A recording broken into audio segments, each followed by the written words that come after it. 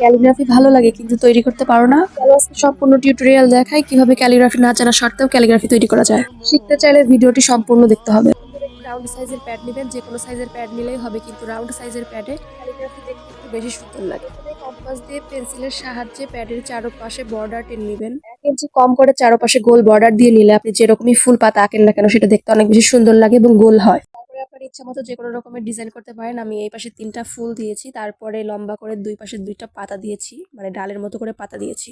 এই পাশ কমপ্লিট হয়ে গেলে আমি অপর পাশে ঠিক একই রকম ডিজাইন করেছি যেন দেখতে আরো বেশি ভালো লাগে। আমার মাথায় যেরকম ডিজাইন আসছে আমি ঠিক সেরকমই করে দিয়েছি। আপনারা চাইলে আপনাদের ইচ্ছা মতো যে কোনো ডিজাইন করতে পারেন। কয়েকবার একই ধরনের ফুল এঁকেছি দেখে আজকে একটু ভিন্ন রকমের ফুল এঁকেছি। ক্যালিগ্রাফি করার ক্ষেত্রে আপনি ব্যাকগ্রাউন্ড যত সুন্দর করবেন ক্যালিগ্রাফিটা দেখতে তত বেশি সুন্দর লাগবে। ব্যাকগ্রাউন্ড হয়ে গেলে আমি একটা নর্মাল খাতা নিয়েছি, খাতা থেকে অল্প একটু করে কেটে নিয়েছি। স্ক্রিনে দেখাচ্ছি এরকম করে অল্প একটু খাতা কেটে নিবেন। তারপরে একটা অ্যান্ড্রয়েড ফোন নিয়ে গুগলে যাবেন, গুগলে গিয়ে আপনার ইচ্ছা মতো একটা ক্যালিগ্রাফি চুজ করবেন। আমি এখানে মোহাম্মদ ক্যালিগ্রাফিটা চুজ করেছি। এখানে আপনি যে কোনো ক্যালিগ্রাফি চাইলে আপনি করে নিতে পারেন। আল্লাহু আকবার, আলহামদুলিল্লাহ, সুবহানাল্লাহ সবকিছু এখান থেকে করে নিতে পারেন। আমি এর আগে অনেকবার করেছি, সব এই গুগল থেকে ডাউনলোড করে নিয়ে করেছি। মোহাম্মদ ক্যালিগ্রাফিটা ডাউনলোড করার পর আমি ফোনের ফ্ল্যাশ লাইট সম্পূর্ণ করে দিয়েছি। এরপর এই নর্মাল কাগজটা মোহাম্মদ ক্যালিগ্রাফির উপর রেখেছি।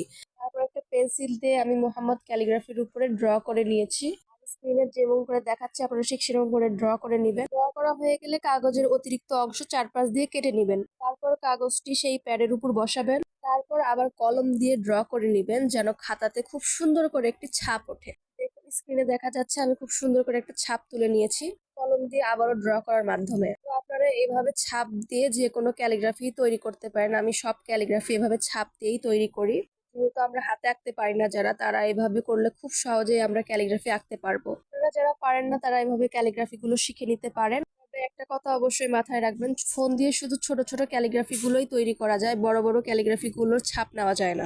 যদি ছাপ নেওয়া যায় তাহলে সেটা খুব ছোট্ট হয়ে যাবে। যারা বড় ক্যালিগ্রাফি করতে চান কিন্তু হাতে পারেন না, তারা একটা কাজ করতে পারেন, ছবি তোলার কোনো স্টুডিওতে যেয়ে আপনারা যে কোনো সাইজের ক্যালিগ্রাফি প্রিন্ট করে কেটে নিয়ে আসতে পারেন।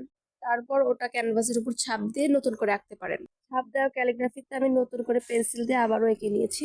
এঁকে নেওয়ার পর চারপাশে ফুল পাতা আমি সবকিছু আমার ইচ্ছা মতো কালার করে নিয়েছি। আপনারা চাইলে আপনাদের ইচ্ছা মতো যে কোনো কালার যে কোনো ডিজাইন করতে পারেন। ফুল পাতাগুলো গোলাপি কালার দিয়েছি যেন একটু বেশি সুন্দর লাগে। যদিও আমি এর আগে কয়েকটা ভিডিও গোলাপি কালার দিয়ে করেছি, তো আজকেও মনে হলো গোলাপি কালারটা দেই, কালারটা আমার অনেক বেশি প্রিয়। আপনারা চাইলে পুরো প্যাডটা কালার করে নিয়ে যে কোনো ডিজাইন করতে পারেন। মাঝখানে মোহাম্মদ সাল্লাল্লাহু সাল্লামের নামটা ব্ল্যাক কালার দিয়ে করলে আরো বেশি সুন্দর লাগতো। তো আমার গোলাপি কালারটা বেঁচে যাওয়ায় আমি মাঝখানে গোলাপি কালার দিয়ে করেছি যেন আমার রংটা নষ্ট না হয়। আজকের ক্যালিগ্রাফিটি কেমন লেগেছে সবাই কমেন্ট করে জানাবেন, আর নিত্য নতুন এরকম আইডিয়া পেতে আমার পেজের সাথেই থাকবেন। সবাইকে আল্লাহ হাফেজ।